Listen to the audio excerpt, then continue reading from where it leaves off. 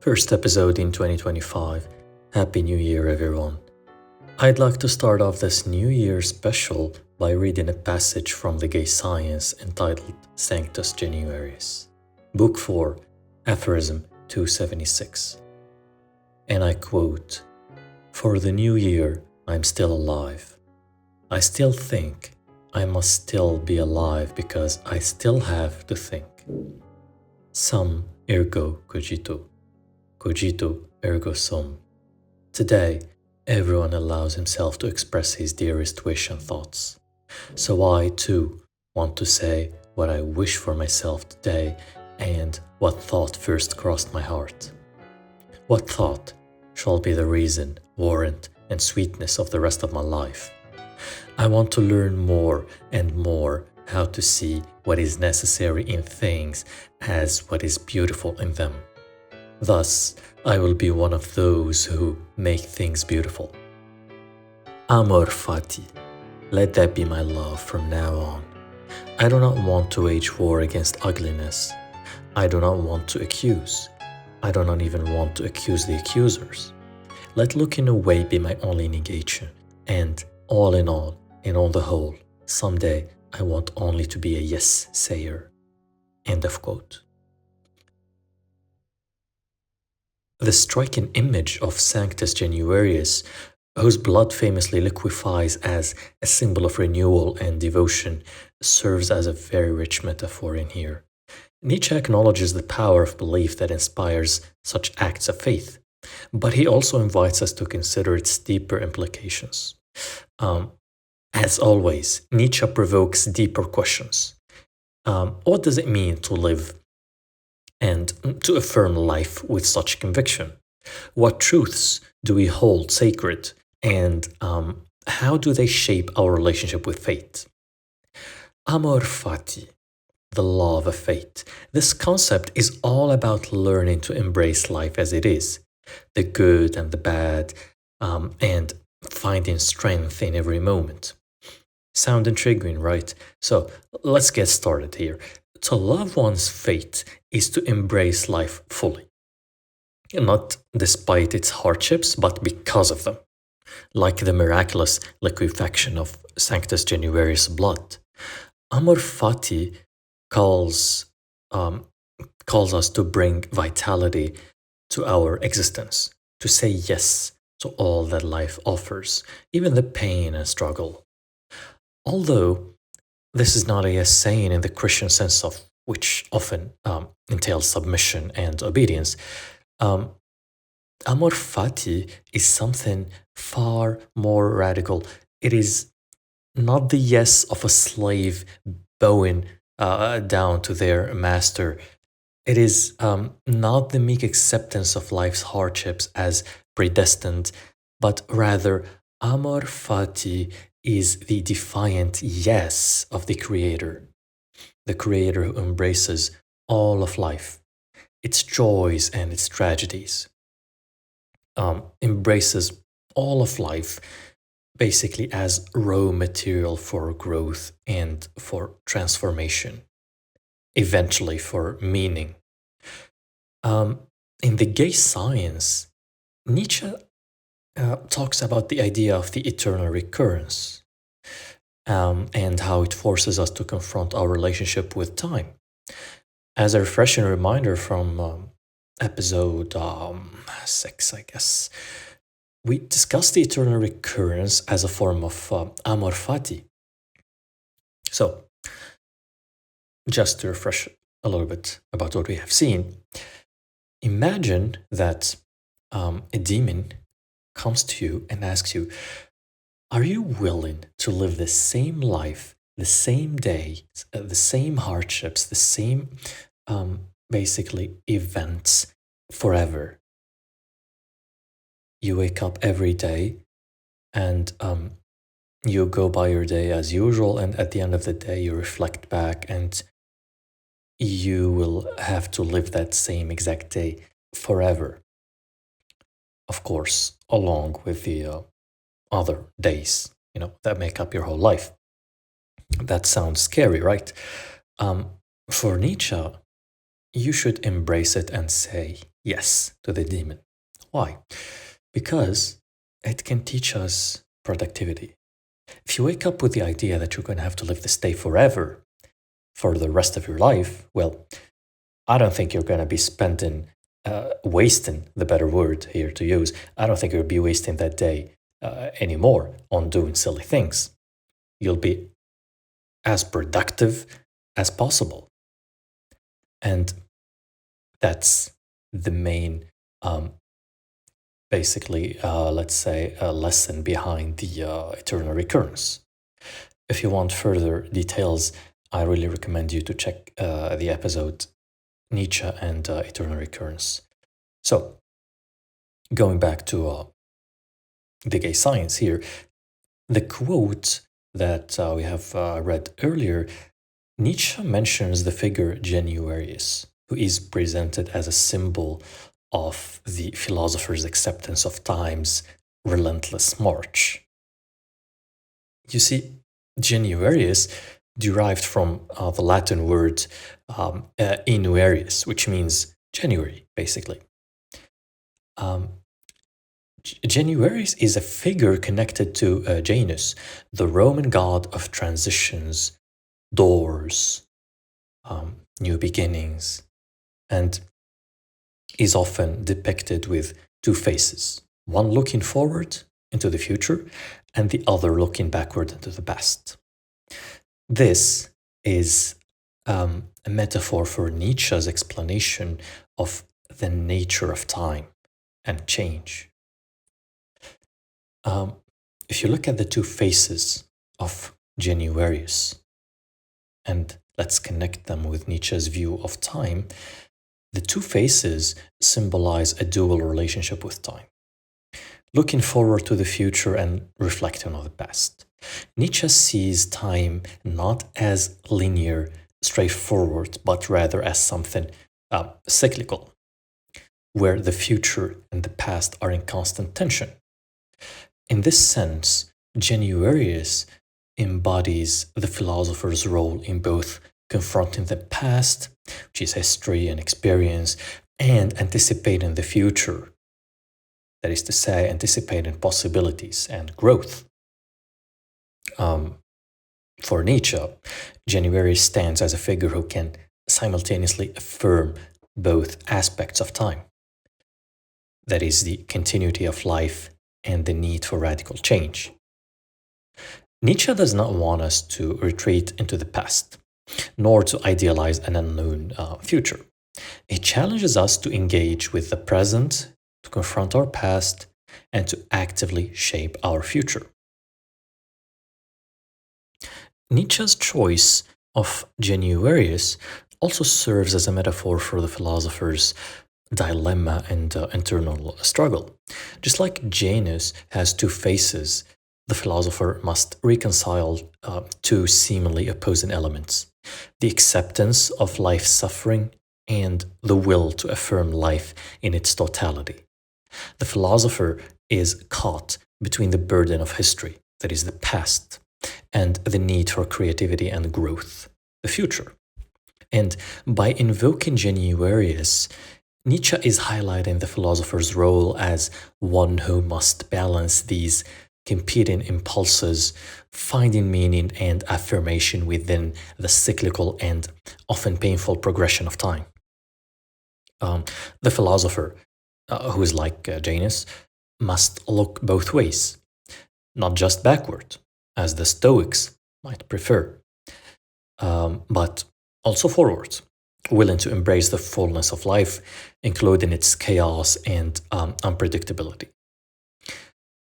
Janus is also the god of doors, as we said, and doors symbolize transitions between different states of being or different moments in time. Nietzsche's use of Januarius draws on this metaphor to suggest that the philosopher is constantly on the threshold of change. Each moment in life is a door that leads to new possibilities and challenges. And the idea of transition aligns pretty much with Nietzsche's concept of becoming. The notion that human beings are not static but always in the progress of transformation, that is the will to power, as we have seen in one of the previous episodes. Episode number 2, as far as I can remember, Nietzsche here emphasizes that we must constantly evolve, question, and overcome ourselves in order to become what we are meant to be. Januarius thus becomes a symbol of this constant state of flux and transformation, urging the philosopher to embrace change rather than resist it. By choosing Januarius here, Nietzsche also critiques the static nature of certain philosophical systems, particularly those that view time as something to be overcome or escaped. For instance, in the case of Christianity or Stoicism, time for these two is often viewed as a challenge to be endured or transcended. Nietzsche, however, insists that life and time itself must be affirmed, including its cyclical nature. Januarius, with his dual nature and connection to transitions, serves as a reminder that the philosopher must navigate time with both acceptance and active engagement. The metaphor suggests that rather than running away from time or attempting to transcend it, one must find a way to live fully within it, embracing both the highs and the lows. So, again, why Nietzsche precisely chose Januarius as a metaphysical and a practical choice that is to answer? Well, Nietzsche's use of Januarius is also deeply metaphysical. It is not just about time as linear sequence, but mainly about becoming, the unfolding of one's potential in the present moment. Jane's dual face captures the tension between permanence and change, that is, the past and the future. Nietzsche is saying that the philosopher must balance these aspects to fully affirm life. On a practical level, Januarius encapsulates the idea of new beginnings. Each January symbolizes a fresh start, the opportunity for reinvention. But Nietzsche doesn't just want you to reinvent yourself passively. He wants you to choose this act of reinvention to look both backward and forward as you confront life's eternal challenges. So, to sum up, basically, Nietzsche's choice of Januarius is both a nod to the Roman god of transitions and a profound philosophical tool. It highlights the duality of time, that is, the past and future, and the philosopher's role in navigating this dynamic. It challenges us not only to accept the passage of time, but to affirm it and make it our own. Through Januarius, Nietzsche calls us to embrace life's flow and to step through the doors of our existence with the will to power and to find meaning in both the suffering and the joy that time brings. Nietzsche, however, he wasn't the first to come up with this idea.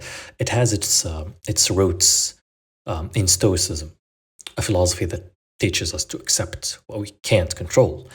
But Nietzsche takes it a step further here. He doesn't just want us to accept life passively. He wants us to say a big, enthusiastic yes to all of it. A yes to the joys, to the struggles.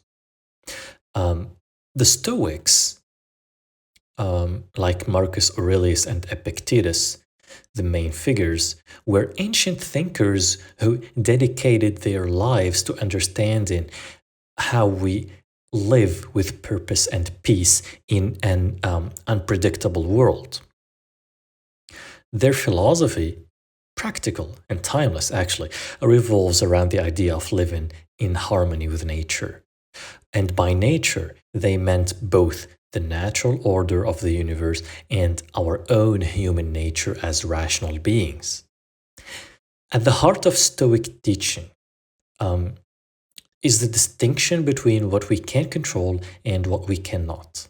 This might sound simple, but it's a powerful way to view life.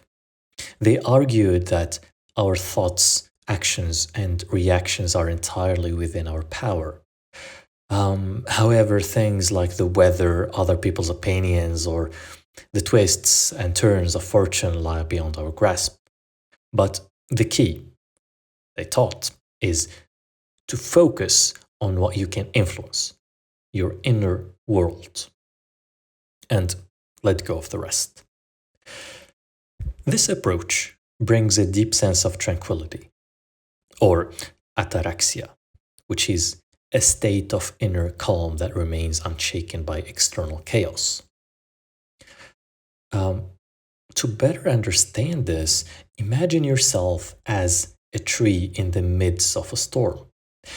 The wind howls, the rain lashes against you, and the earth around you quakes. You can't stop the storm, it's beyond your control, but like a tree with deep roots, you can remain grounded. The Stoics would say, the storm isn't yours to command, but your response to it is. Marcus Aurelius, a Roman emperor who ruled during the turbulent times, often reflected on this idea. In his personal writings, now known as Meditations, a very good selection of manuscripts written by Marcus Aurelius, in which he reminds himself to accept events with grace, even when they seemed harsh or unfair. His role as emperor exposed him to endless challenges, yet he found solace in this principle. Focus on your own thoughts and actions, he would say, and meet life with equanimity. Epictetus, now, another main figure of Stoicism, and a former slave turned philosopher, had a similar view. His life filled with hardships could have embittered him, but instead it sharpened his philosophy. He taught that external events are merely impressions on the mind, neutral until we assign them meaning. He famously said, "It is not what happens to you, but how you react to it that matters." This mindset is like a shield against the unpredictability of life. Notice how every philosopher back then used to live according to their own philosophical views. They used to literally embody their ideas. And the Stoics believed in embracing fate with grace. And they called this Amor Fati, the law of fate. It is not just about enduring challenges, but actively welcoming them as opportunities to grow. Life's difficulties, in their view, are like the weights in the gym. They might strain you, but they're also what make you stronger. And for the Stoics, even setbacks are part of a larger cosmic order, and accepting them is a way of aligning yourself with the universe. Now, Nietzsche respects the Stoics, but finds their approach too passive. He doesn't want you to just endure life like a Stoic sage standing in the storm. He wants you to dance in it. Here's what Nietzsche would say against Stoicism. While the Stoics focus on accepting life to avoid suffering, Nietzsche demands something bolder: affirmation. He challenges us to love every moment, even the painful and tragic ones. It is not enough to say, "This is fine." Nietzsche wants you to shout, "This is wonderful," exactly as it is. For Nietzsche, even the worst moments like loss and failure, despair, depression, they're necessary for greatness. He writes, "What doesn't kill you make you stronger." And this reflects his belief that life's hardships are opportunities for growth. Again, more details on that in the episode of the eternal recurrence. Nietzsche would also part ways with the Stoics in the idea of will to power versus the detachment. The Stoics aim for detachment, that is, cultivating peace by freeing themselves from desires and fears would go against what Nietzsche calls the will to power. That is the creative, life affirming force that drives us to overcome challenges, assert ourselves, and create meaning. To Nietzsche, detachment feels like resignation, while the will to power means engaging fully with life's chaos, transforming it into something beautiful and meaningful. Nietzsche introduces in the same book, that is The Gay Science, the concept of eternal recurrence. We said that's the idea that you should live life as if you'd have to relive it over and over again, exactly as it is. You should look back and say, yes, I'd live every moment again, even the suffering. And this idea pushes Amor Fati to its limits, because it's not just about tolerating life. It's about finding joy and meaning so deep that even endless repetition wouldn't dull your enthusiasm. The Stoics never asked this of their followers. Their focus was on enduring life, well, basically embracing it and sustaining it, let's say, not celebrating its events endlessly. The Stoics, they value emotional restraint. And Nietzsche, he revels in emotions and intensity. He wants you to experience life as an adventure full of highs and lows, not as calm, steady journey.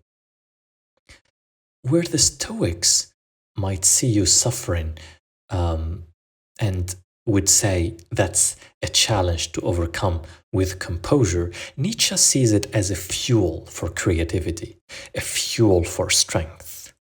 And to Nietzsche, life was not something to be tamed or controlled. It was something to be embraced in all its chaotic glory. The Stoics taught detachment as a means to achieve tranquility, in which we said earlier it can be referred to as ataraxia. And they encouraged us to let go of desires, fears, and ambitions that tie us to external events and to focus instead on cultivating a serene, rational inner life. For the Stoics, the goal was to remain unshaken no matter what storms life throws in our way. Nietzsche, however, saw this as a retreat, let's say, a refusal to engage fully with the raw, unpredictable vitality of existence. He believed that the Stoic ideal of emotional detachment, while admirable in its strength, amounted to a kind of life denial. In his eyes, the Stoics were saying, life is dangerous and unpredictable, so let us withdraw from its pull and protect ourselves from its uncertainties. Nietzsche mocked this. He mocked this approach with a vivid metaphor.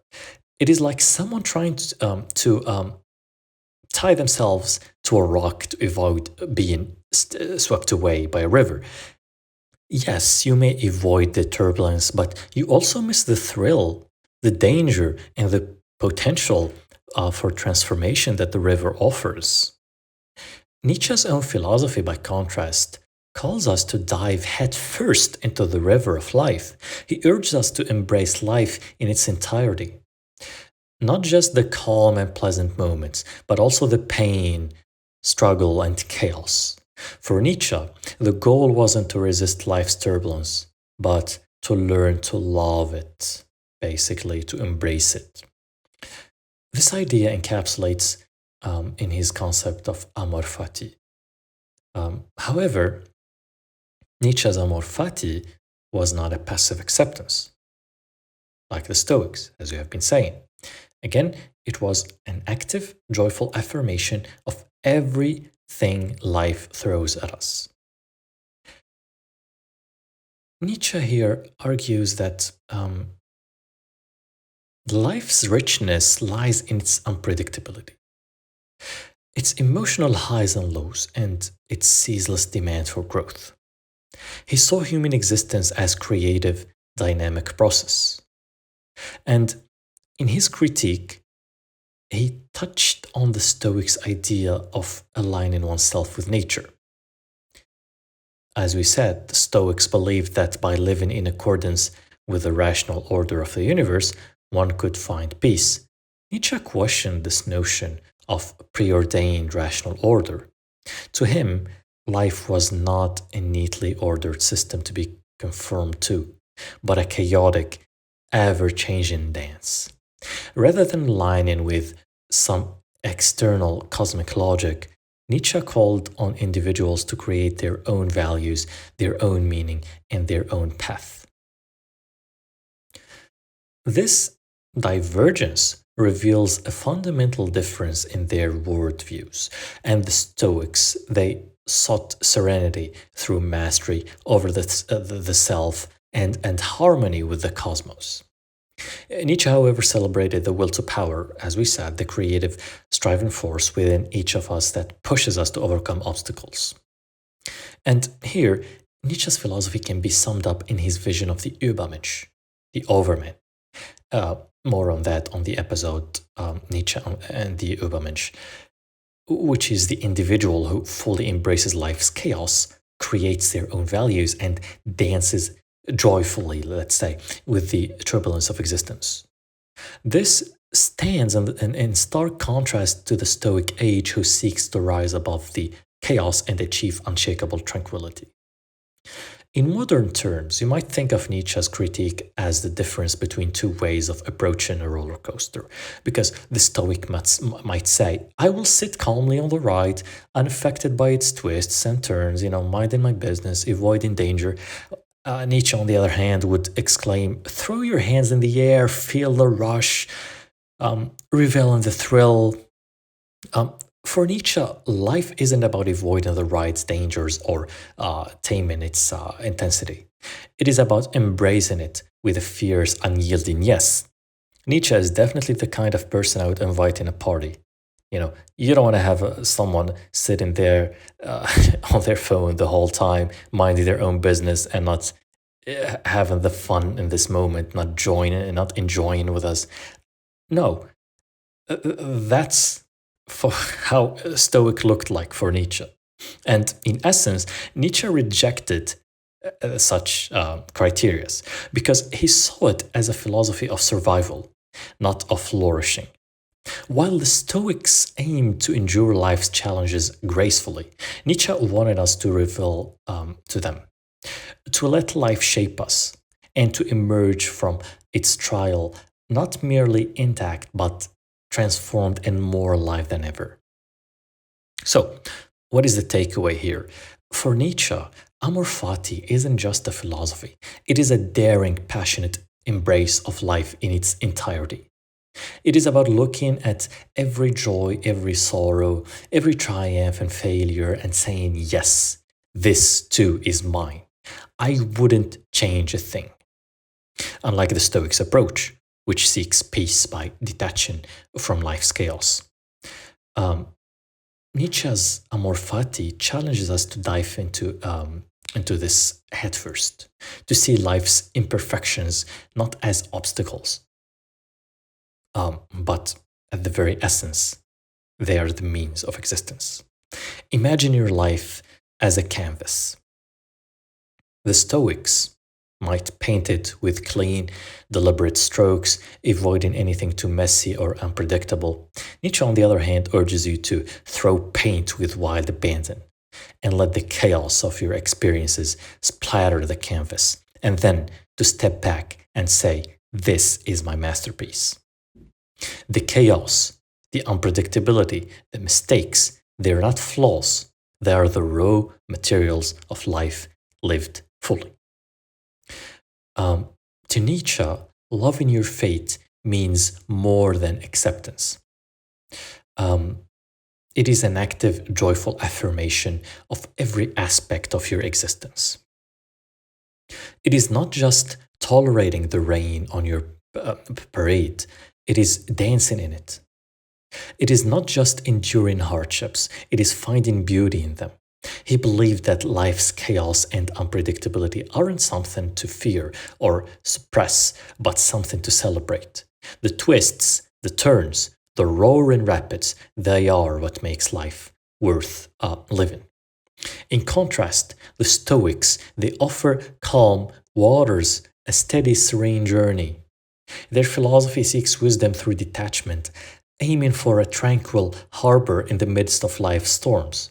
Nietzsche's philosophy here admires their discipline, but Nietzsche found their approach too cautious, too constrained, and for him, wisdom isn't found in standing still or seeking shelter. It is found in throwing yourself into the current, letting it carry you wherever you may go, and learning to love the ride. Every wild, unpredictable moment of it is the beauty of life. So, what does Nietzsche's Amor Fati ask of us? It asks us to basically seek courage. The courage to face life's uncertainties without flinching, to embrace the messiness of existence without longing for a neater, more controlled version of reality. It asks for creativity, the creativity to transform our struggles, setbacks, and even our suffering into something meaningful and beautiful.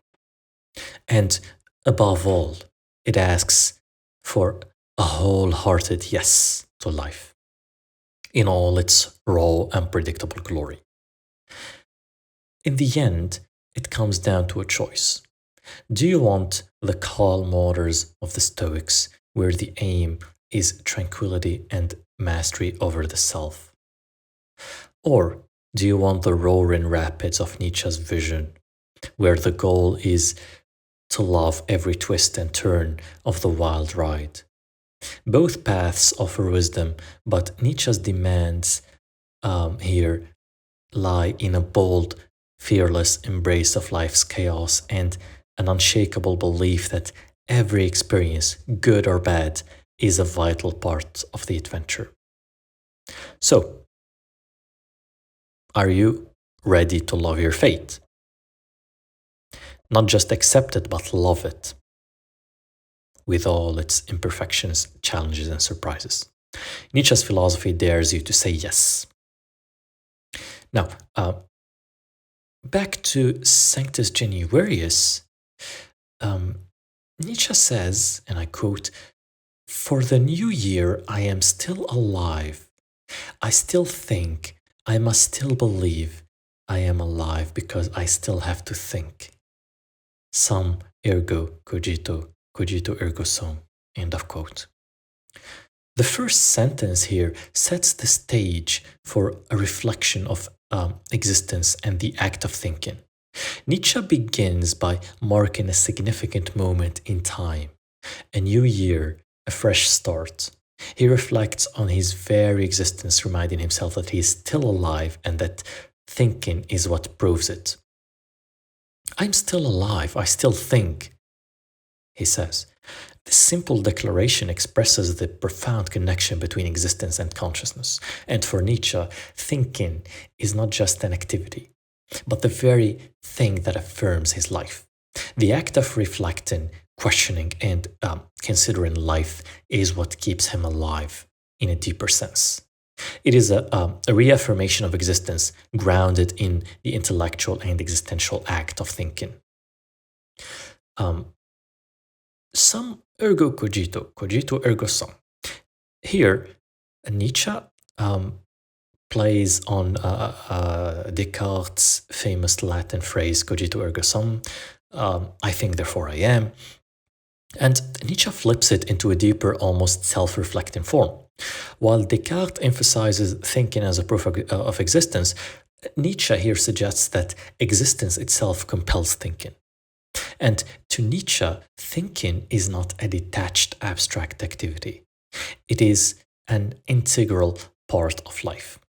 Without it, life wouldn't be worth living. Thus, his existence requires thought, and this thought continually affirms his life. He says, today everyone allows himself to express his dearest wish and thoughts. So I too want to say what I wish from myself today and what thought first crossed my heart, what thought shall be the reason, warrant, and sweetness of the rest of my life. End of quote. Here, Nietzsche shifts from his reflection on life and thought to a personal declaration. Here, he opens up about his most cherished desire for the future, a kind of inner revelation that he shares with his audience. Today, everyone allows himself to express his dearest wish and thoughts. Nietzsche is observing that in contemporary society, people are free to express their desires and deepest thoughts. This suggests that expression, openness, and the sharing of one's inner self are encouraged, or at least permissible in society. But Nietzsche, as always, goes beyond the surface. He's not just talking about the ability to speak, he's talking about the need for individuals to express themselves authentically and boldly. He elevates this thought to something more than just a passing idea by saying, so I too want to say what I wish for myself today and what thought first crossed my heart, what thought shall be the reason, warrant, and sweetness for the rest of my life.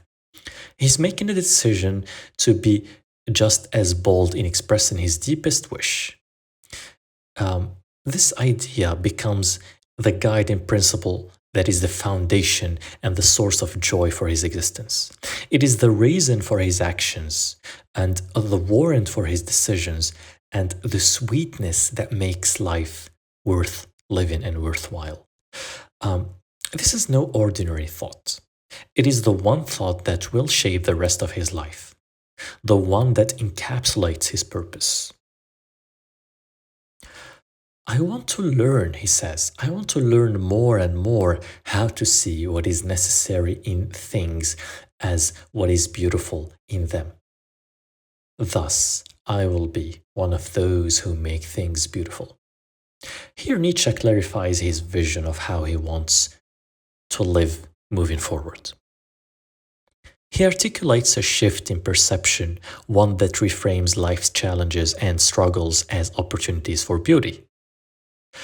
This sentence, in which he says, I want to learn more and more, it's crucial where Nietzsche wants to cultivate a mindset where he can see necessity not as a burden, but as something beautiful.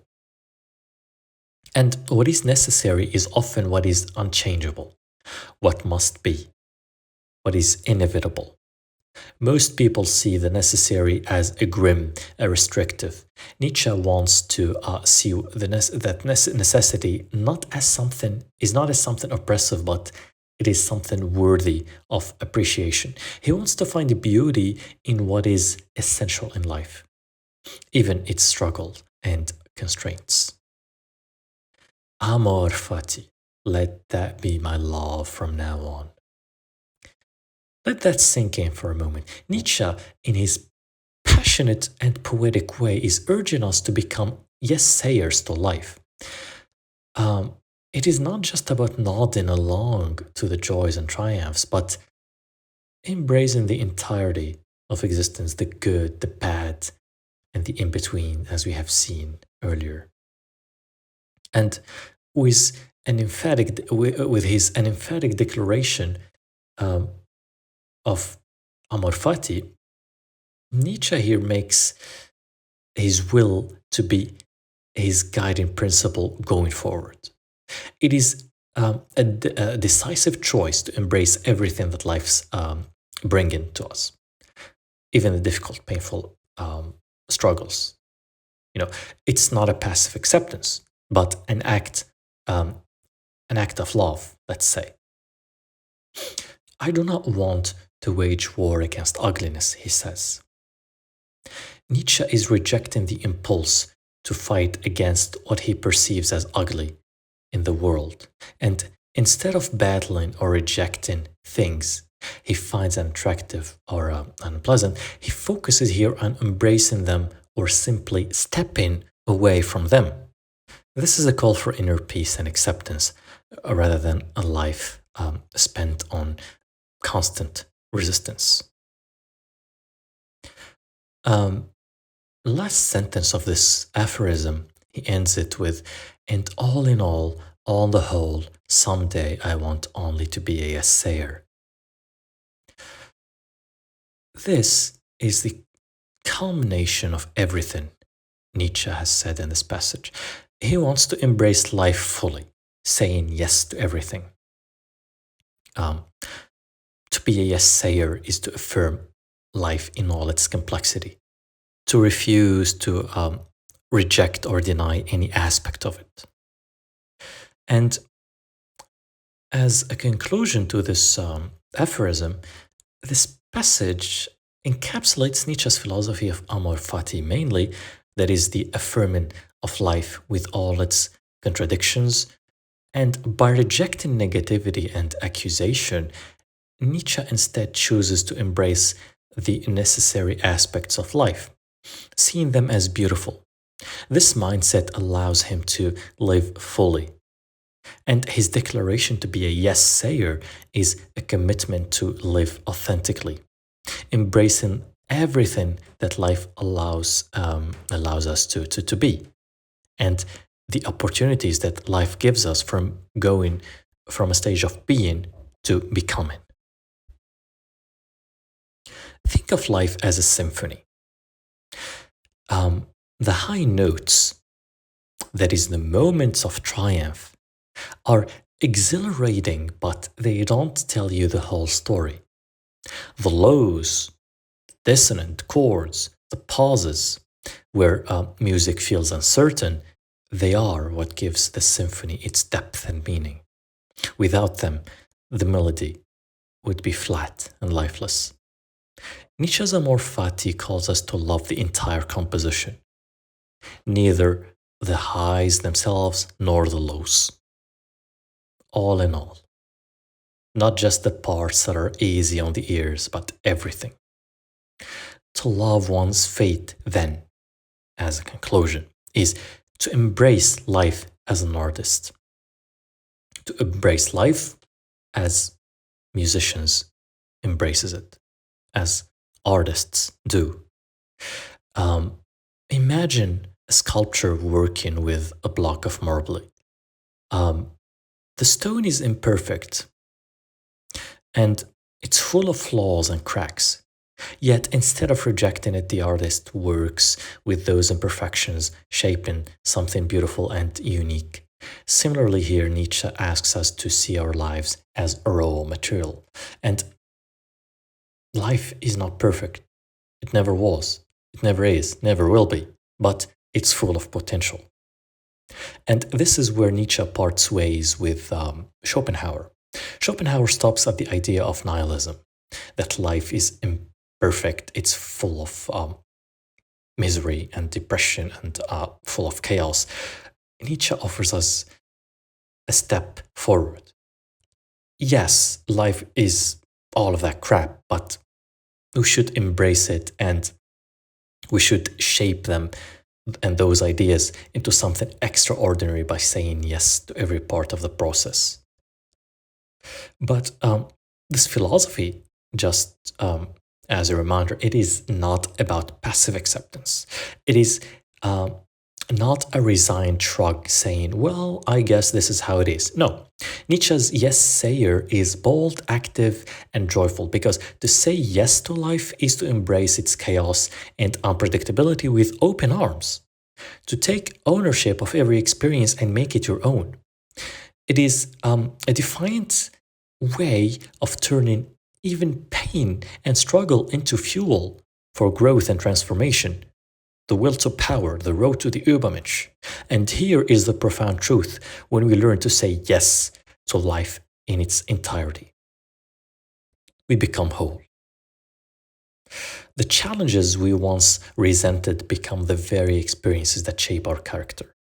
And the losses we mourned reveal new paths we hadn't seen before. Even suffering, when embraced, it can teach us resilience, empathy, and the strength to move forward. What doesn't kill you makes you stronger. And in Nietzsche's vision, being a yes-sayer means living fully and authentically. It is about refusing to let fear hold us back. It is about standing in the midst of life's storm, not just enduring it, but celebrating it, shouting, yes, this is my life, and I will love it all. The song Bon Jovi, It's My Life. Kind of like that. So, can you imagine saying yes to every part of your existence? To the laughter, to the tears, the victories, defeats, the certainty and the doubt. Nietzsche dares us to do that. Nietzsche dares us to do just that. Because when we do, we transform from passive spectators of life into active creators of our own destiny. And that's the power of Amor Fati. It is not just a philosophy, it is a love story. The greatest one you'll ever live. To truly understand Nietzsche's philosophy, let's have a look back at the ancient Greek philosopher Heraclitus, someone Nietzsche deeply admired, and I guess we have talked about Heraclitus in the show. In previous episodes. I kind of forgot which episode was that. Maybe the Eternal Recurrence. Probably, yeah, most likely.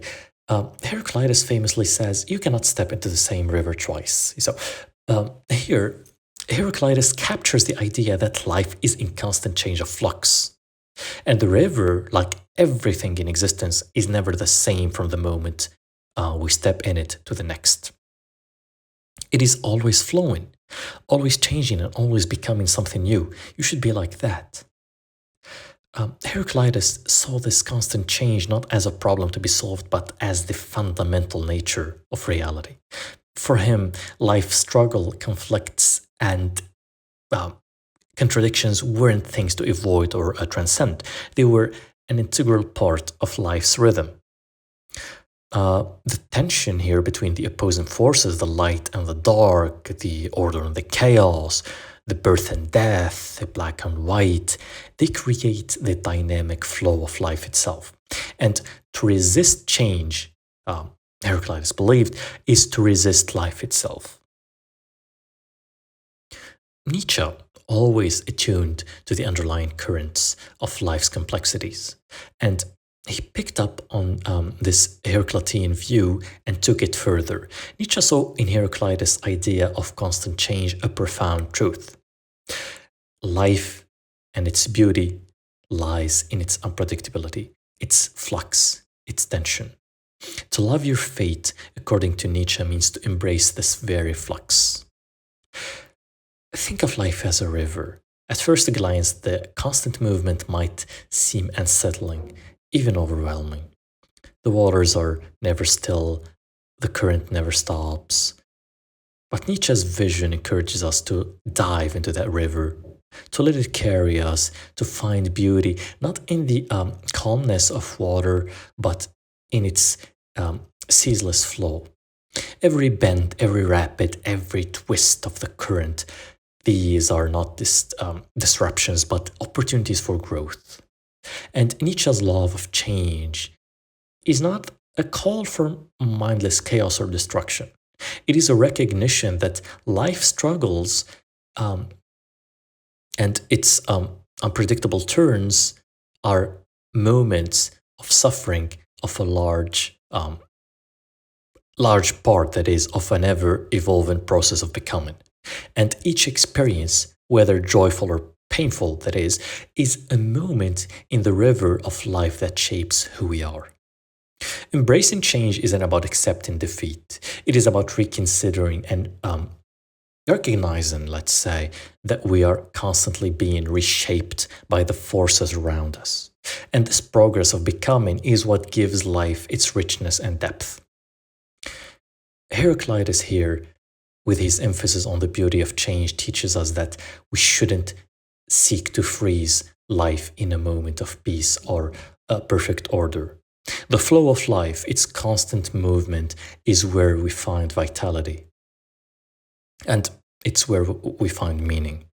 Nietzsche picks up this thread, urging us to not only accept change, but to love it, to find beauty in the very instability and uncertainty that often frighten us.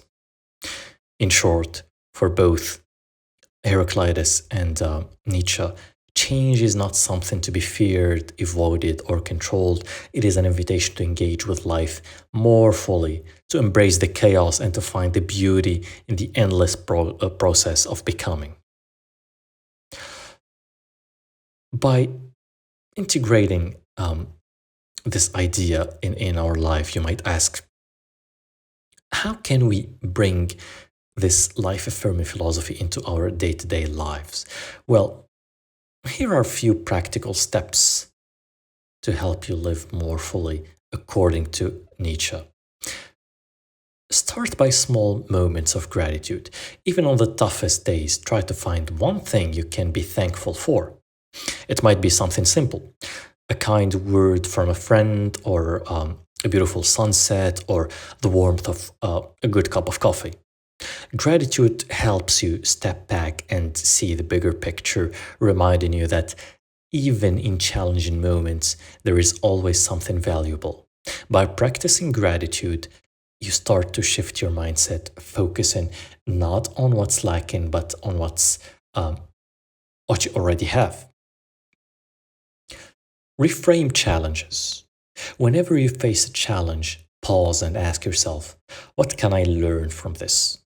Instead of viewing difficulties as roadblocks or setbacks, see them as opportunities for growth, for moving forward. And the tough times often hold the seeds for personal transformation. Sometimes it is the greatest struggles that lead to the deepest insights. And the main thing Nietzsche would say, let go of resistance.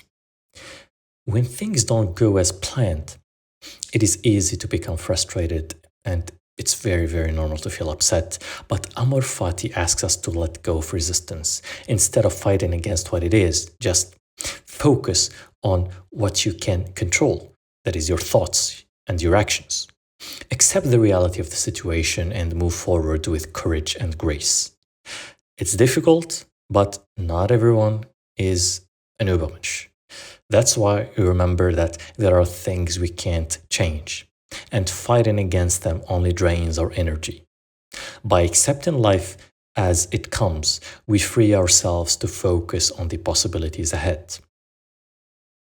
And at the end of each day, take a moment to reflect on everything that had happened and say, yes,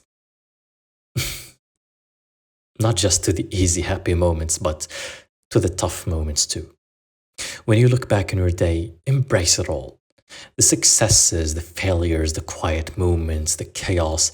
Saying yes to everything that comes your way means fully accepting your life as it is without regrets or resistance.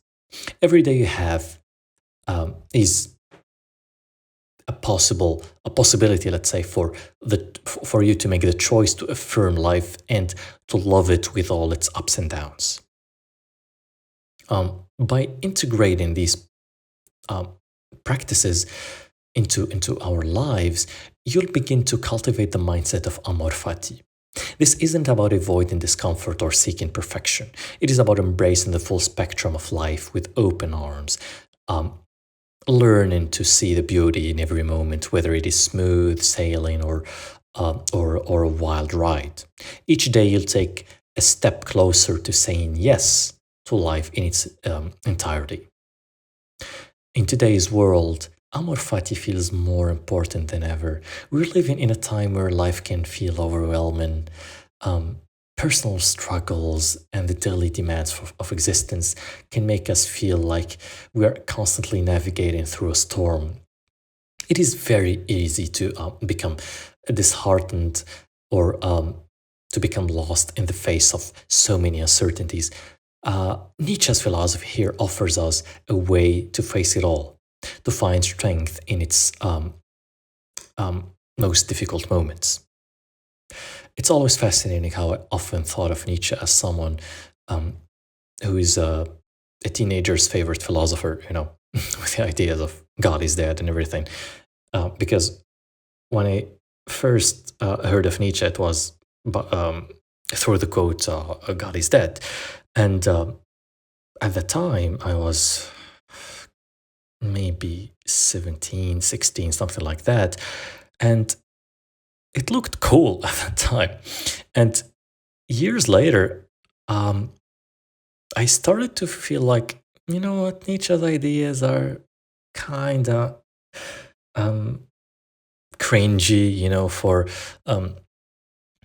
basically what a teenager would say to revolt against their parents for not letting them go to the party or something.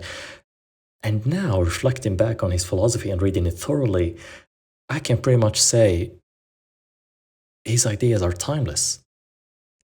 I hope you can find Nietzsche very much helpful in your everyday life as much as I found him. It's funny because I'm talking about him as if I'm talking about a prophet. Well, think about it. In a world of uncertainties, we're constantly faced with things beyond our control.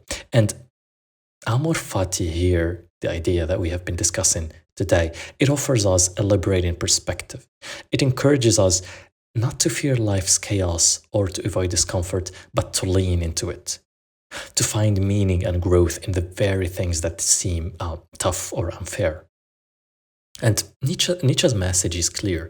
Life isn't about avoiding difficulties or seeking control. It is about facing life head on and finding purpose in the process. In a time where it's easy to feel disconnected, Amor Fati offers us a powerful antidote, a way to live fully, embracing all of life, not just the parts that we can control, but we should say yes to our fate. And we step into life with a sense of freedom and inner strength, knowing that whatever comes, we have the capacity to meet it up with open arms. That's all for today's episode. Thank you for joining me on this philosophical journey. I hope today's exploration has sparked your curiosity or perhaps even inspired you to reflect on your own path. I would really love to hear your opinion and your thoughts about this episode and this series of Nietzsche so far.